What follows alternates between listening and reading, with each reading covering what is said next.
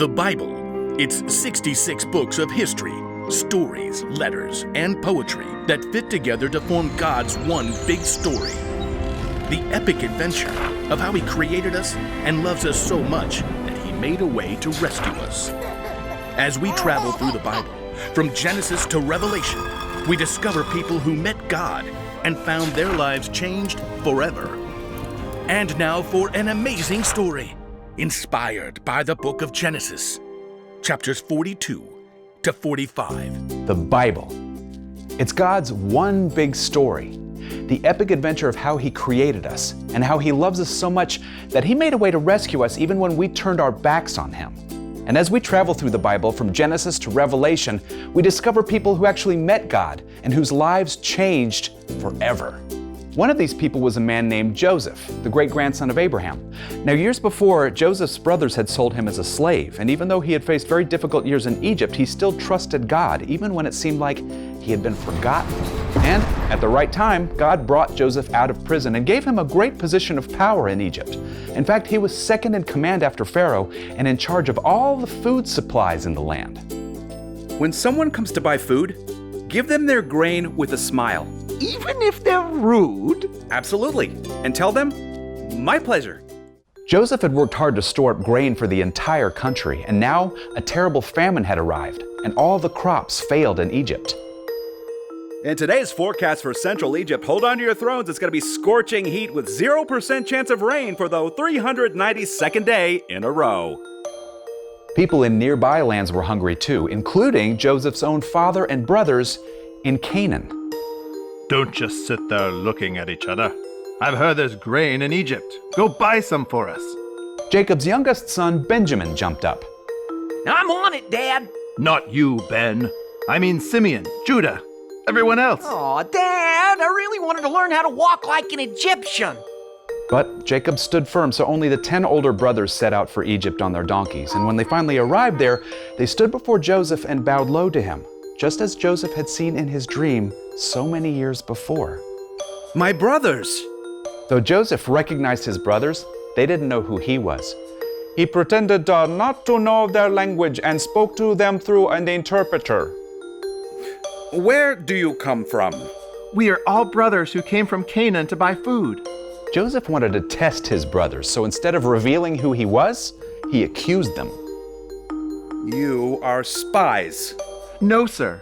We were 12 brothers. Our youngest brother is now with our father, and one brother is gone.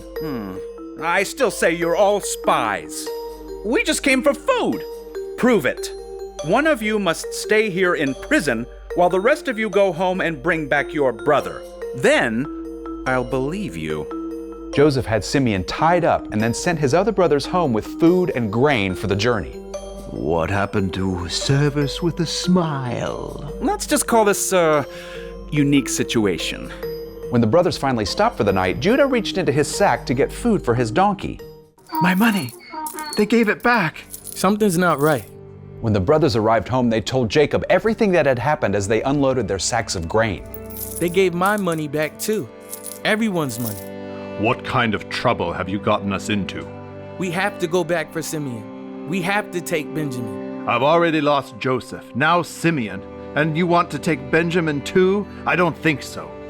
So the brothers stayed home, but soon the grain they brought from Egypt was gone. Go back. Buy more food. You know we can't go without Benjamin. I promised to keep him safe. Inconceivable. Okay, fine. Go. Yes! Take lots of gifts, and twice the money you took before. May God cause this man to show you mercy. Once more, the brothers traveled the long road back to Egypt. This time, Joseph invited them to sit down to a meal at his home and released Simeon to join them. You guys, what took you so long? When Joseph arrived, they all bowed low again. Joseph was overcome to see his youngest brother, Benjamin. May God be gracious to you, my son. Joseph was so moved he had to leave the room for a few moments to weep.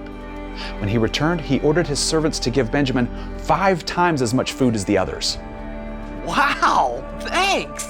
My pleasure. But Joseph wasn't finished testing his brothers. He told his manager to fill his brothers' sacks with grain again and give them all their money back, but this time he told them to put his own special silver cup in Benjamin's sack. Are you sure about this? I'm going somewhere good with this. Promise. The brothers were only a few miles down the road when Joseph sent his manager after them. Stop, rogues! One of you has taken my master's silver cup. We would never do that. Search our sacks and see. My pleasure. But if one of you has the cup, you'll become my slave. Uh-huh. In moments, Joseph's manager pulled the silver cup from Benjamin's sack. Ooh, shiny! Oh wait, that isn't good, is it? The brothers were so upset they tore their clothes and returned to the city to appear before Joseph. What have you done? We have no way to prove we haven't done something wrong. So make us all your slaves. Of course not.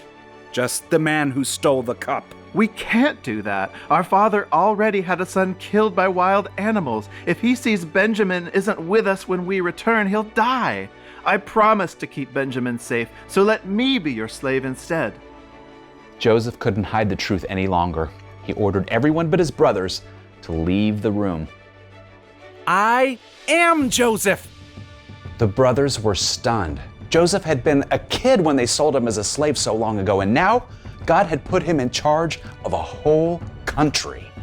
Don't be upset. Don't be angry with yourselves. God sent me ahead of you to save many lives. As Joseph spoke, he knew it was true. Even in the darkest moments when he had been kidnapped, lied about, left in prison, God was still with him. God was still working out his plan. Come live here, you and all your families. There's gonna be 5 more years without enough food, but if you live here, I can give you everything you need.